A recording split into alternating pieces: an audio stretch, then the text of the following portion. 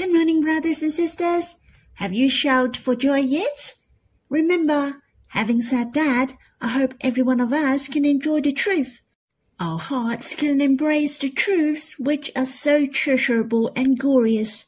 It is our normal response to shout for joy. Let the truths work in our hearts.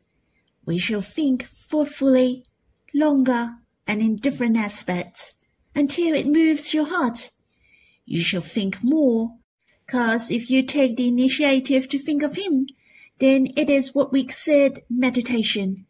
It's not a quick idea, or suddenly you think of something, then it is called meditation. But we're drawn by these truths when we think that our hearts are captured. Our hearts are result in gladness, glorious and filled with faith. So this is the preciousness of meditation. I'd like to sing a hymn with you. It's in Songs of Love, Song 172. Can you guess what part in the hymn has captured my heart? I will share with you later on. How about we sing the hymn first, and let's see which sentence in the hymn captures your heart, which you remember and enjoy most, or make you feel happy and your heart is drawn. Let us sing this hymn. I'm so precious in your heart, O Lord. I'm so precious in your heart, O Lord. You do not just call me your friend.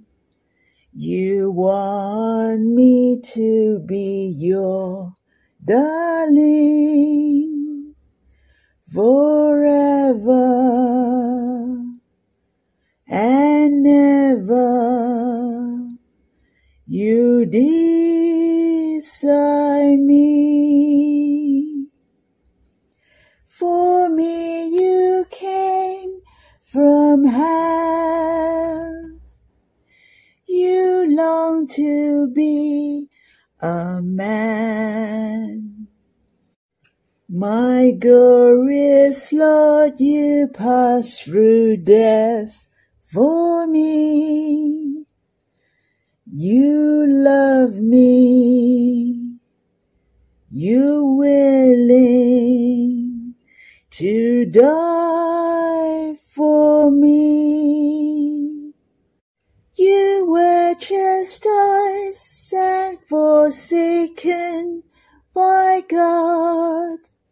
You bore all shame for me and gave your life. On the cross, you opened your heart. Freely I live in your deepest love.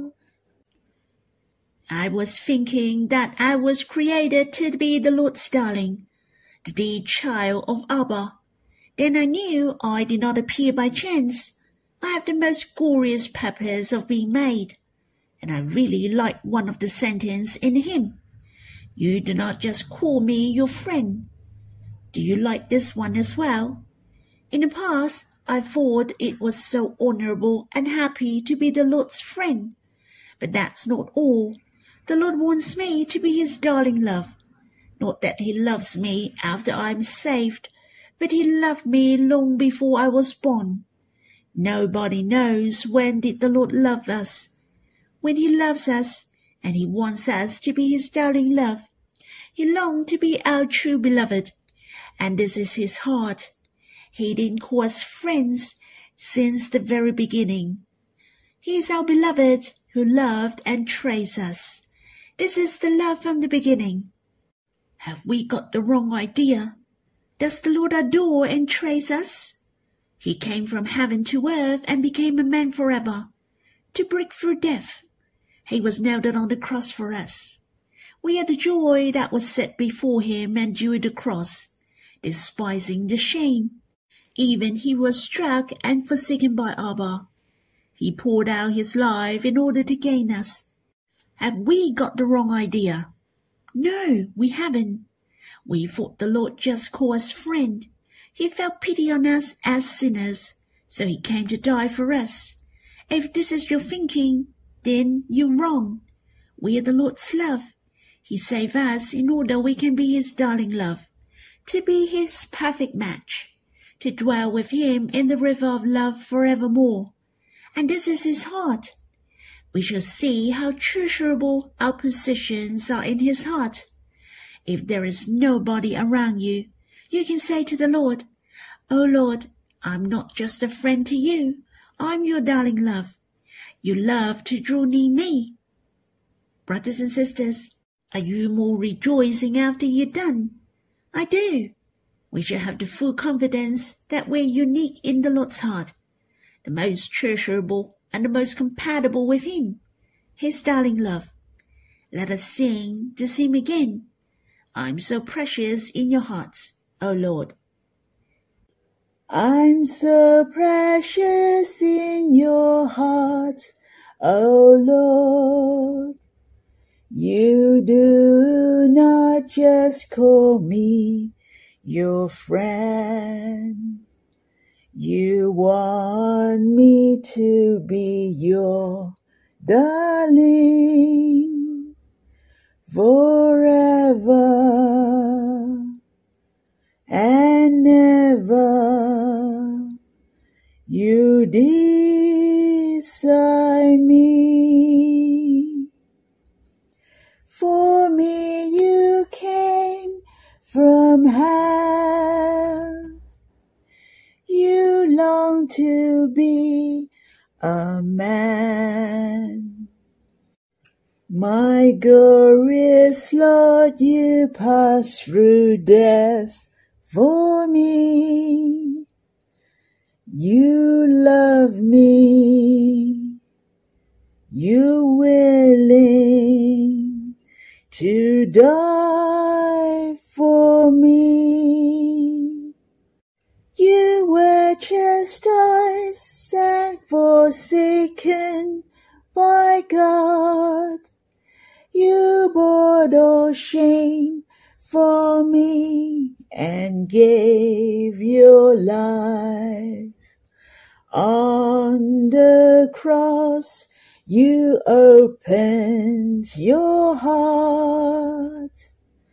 Freely I live in your deepest love. Shall we have some worship? I hope I'm not the only one. You can worship the Lord through this hymn. Pour out your hearts before him. It's my turn first. Lord, not only you came to the well, you chose to be a man for us forever. You broke through the death for me. You have expressed your love to us. Not only you want to forgive our sins, to welcome and accept us, but you long for us to enjoy the love of the beloved. Truly, you do not want just to call us your friend, but to be united with us, to be your lover in spirit. You long for us to be the closest with you, to drown in the river of love forever. Not that we overthink. I'm afraid we don't think about you as often as we should. O Lord, you make known to us your heart. Let us enjoy fully the beloved fiery flame of love. Brothers and sisters, it's your turn. I hope you have your personal time to draw near the Lord. Try to have a longer time, so your heart is satisfied. You can come back and we will read the Bible when you're done. Brothers and sisters, we will read in Song of Solomon, chapter 7, verse 5. Shall we read these verses? Your head crowns like Carmel, and your flowing locks are like purple.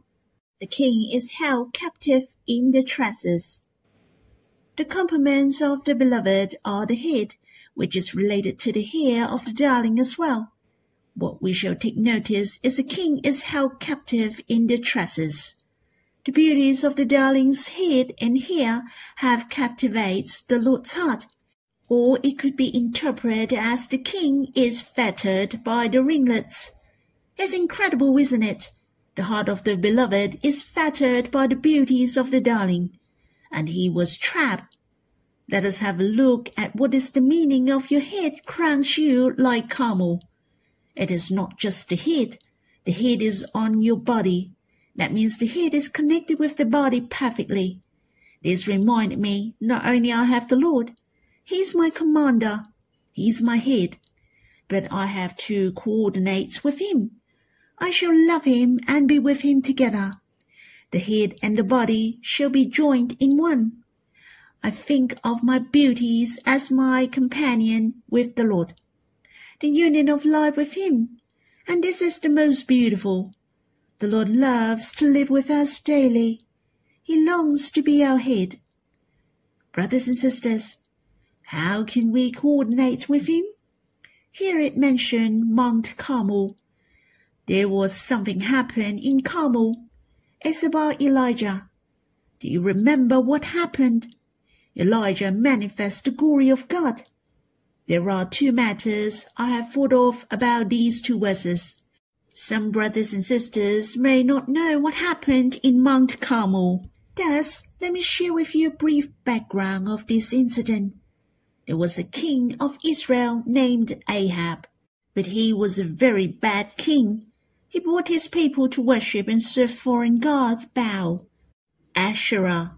He provoked the anger of God. Thus, he sent the prophet Elijah to pray not to rain, in order to punish Ahab. As a result, there was no rain for 3 years and 6 months, and God said He would send rain upon the earth. Then Elijah went to see Ahab, and asked Ahab to gather all the people of Israel, and the 450 prophets of Baal, and the 400 prophets of Asherah. They all gather at Mount Carmel. The first thing that came to my mind was that Elijah was obedient to God. He prayed as God has commanded and hid himself for 3 years and 6 months. Therefore, Ahab and Jezebel, the queen, couldn't see him at all. And later Elijah also listened to God and gathered the people of Israel to go to Mount Carmel. Here Ahab was an evil king, and Jezebel was ferocious. He had a bravery heart due to his obedience to God. Firstly, it is worthy to be admired. He has the full confidence and obedience. You see who is the true God who sent the fire to burn the sacrifice. Was it Baal, Asherah, or the Lord who creates heaven and earth? Hence, the prophets of Baal called upon the name of Baal from the morning until noon. But there was no response or answer. Then Elijah teased them. Cry aloud and wake up your God. These prophets of Baal cried aloud and even cut themselves with swords. They raved on until the time of offering of the oblation. But nothing happened until sunset. The people of Israel were there. Baal and Asherah, who are the foreign gods, sit under the watchful eyes of the people. Elijah said to the people of Israel, Come near to me. Elijah took 12 stones, representing the 12 tribes of the sons of Jacob. He built an altar. He placed the wood, the bull on the altar, and that's not all. He made a trench around the altar and commanded people to pour the water on the offering, the wood, and also filled the trench with water. Hence, he made everything wet. As you can see, it is not easy to get the offering burning. Then Elijah prayed to God, and the fire of the Lord fell and consumed the burnt offering and the wood, and licked up the water that was in the trench around the altar. And when all the people saw it, they fell on their face and said, The Lord, He is God, and the Lord is the only true God. God has manifested His glory at Mount Carmel. Hence, when the beloved's compliments to the darling's head crowns her like Mount Carmel, this compliment is really valuable. It is talking about you and me, who are willing to listen to God. We are headed by God to manifest His glory, and people get to know God through us, to see His power and might. He is the only true God. Brothers and sisters, God manifests Himself through us. The most important is to listen to Him. We are led by Him. Our soul magnifies the Lord. Just like Elijah, but we shall not stop. I think of such a glorious experience through Mount Carmel. Instead, we shall not ignore the other things, which was also related to Mount Carmel and Elijah. This time is not the fire that fell from heaven, but the rain. It was not the judgment and punishment. The Bible said Elijah went up to Mount Carmel again. He bowed himself down on the earth and put his face between his knees. In fact, God has promised He would send the rain. But Elijah prayed and prayed. He prayed for 7 times. Finally, God sent the water down. The servant of Elijah returned and said, "Behold, a little cloud like a man's hand is rising from the sea." This was a great pouring rain. Here it tells us that Elijah knew clearly the will of God through his prayers. He cooperated with the work of God. He prayed earnestly, again and again. Elijah didn't sit back and relax to wait and see God send the pouring rain.